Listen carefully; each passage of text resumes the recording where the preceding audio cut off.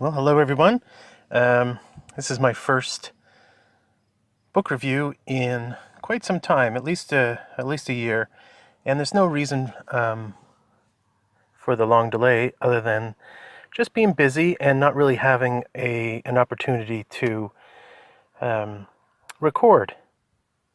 So, the book I want to review today, and I've been busy reading, believe you me. There's about dozens of books I could review at this point, but the book I'm going to start with is a simple read, a short read, and it's called Monsignor Quixote by Greene.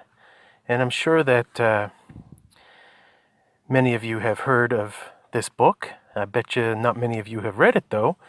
It occurs to me that it's not one of Greene's most popular books these days, and I definitely can think of a few reasons why that's the case. In fact, this is the second Greene book I've read, and I got to tell you, as much as I liked the first one, I did not love this book. It had some nice moments and all that, but I did not love this book. Now, the title, of course, is interesting in and of itself.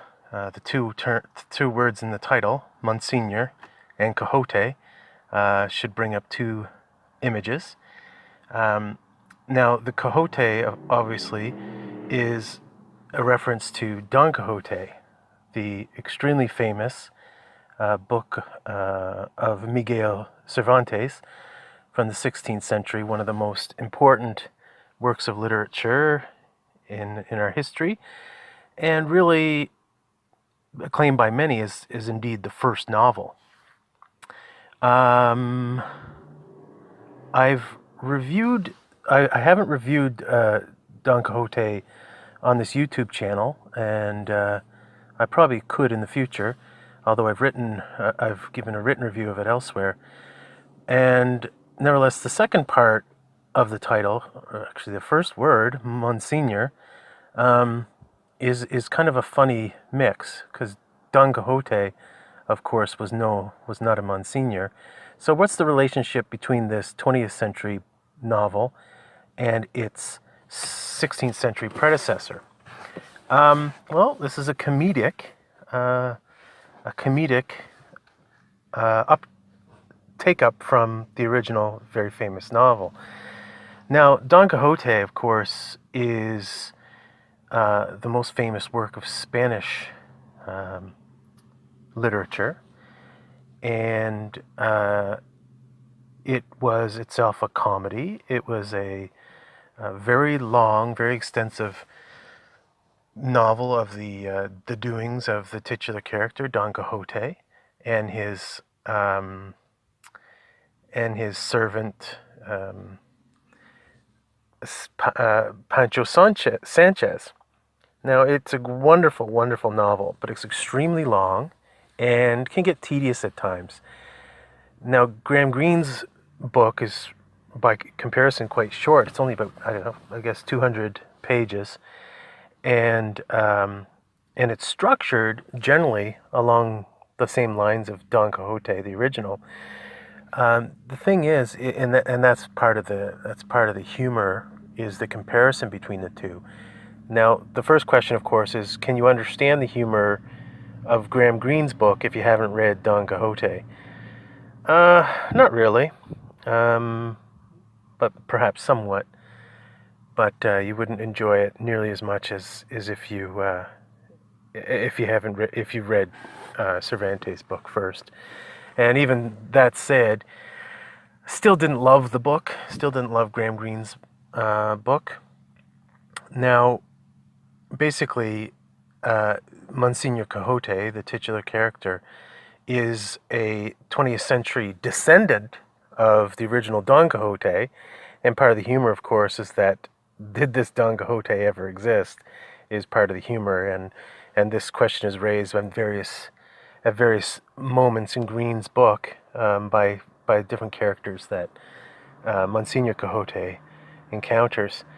And the Pancho Sanchez character, Don Quixote's servant, or can't remember the right word for it, is played by the ex mayor of their town, same town in which Don Quixote grew up and made famous through his association in Spain.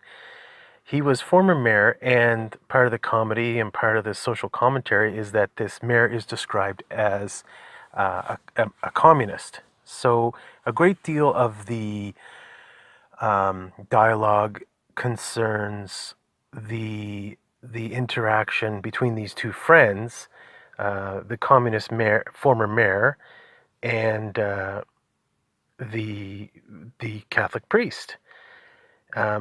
So basically, it starts out that Monsignor Quixote is just Father Quixote, and he is ultimately made a Monsignor to the utter bewilderment of the priest bishop by a traveling by a bishop who happens to come through Monsignor Father Quixote's town, and is warmly received by him, is given very nice hospitality by Father Quixote, and ultimately is rewarded by the gift of the title of Monsignor from the Pope by means of this bishop.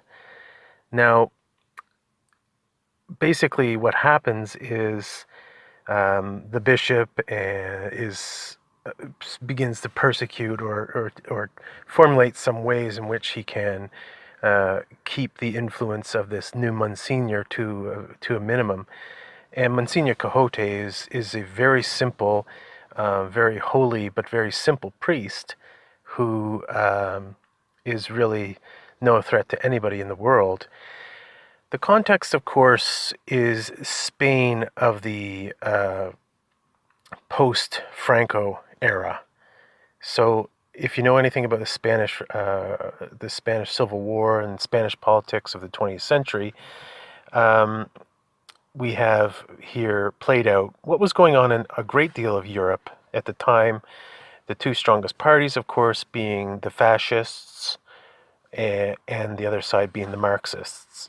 So, although the Catholic Church was more on the side of Franco, and the Marxists were always the enemies of the Franco regime, and even after Franco died, which is when this book takes place, there was still a great deal of animosity and suspicion between Marxists and pro-Franco, pro-establishment, pro-church, pro-tradition, other side, supported by the church more than by than the church supported the Marxists. So their particular friendship was an odd thing. The friendship that grew up between the priest of this small town and its former mayor. And basically, here's the long and the short of the drama, of the storyline. It functions. It's laid out in the same way that the original Don Quixote is framed, and it's simply two excursions by the two characters out into the world, out into Spain, and they never get outside of Spain. And Don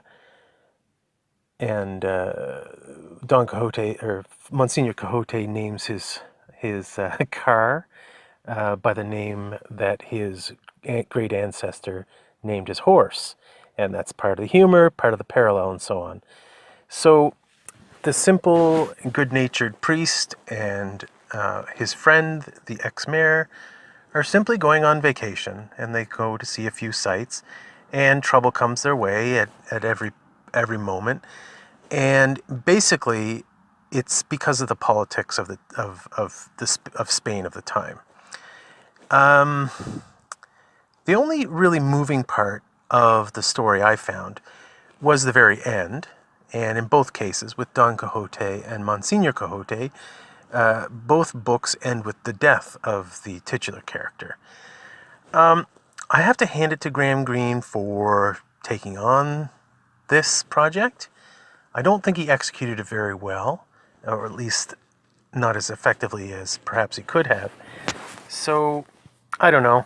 I don't highly recommend it, but I do highly recommend reading the original, Cervantes' original, Don Quixote, if you have a long, long time in which to do so. It's, I don't know, about a 700 or 800 page read, and it has wonderful moments, very funny, interesting, historically valuable moments, but it is very tedious too. So anyway, that is one review. If I do the whole rating system, it kind of gets one thumb up, one thumb down, and but I'll keep reading Graham Greene books, and I just started actually his book Gun for Sale, which looks kind of interesting. So take care, everyone, and hopefully we'll be able to do some more reviews really soon. Thanks.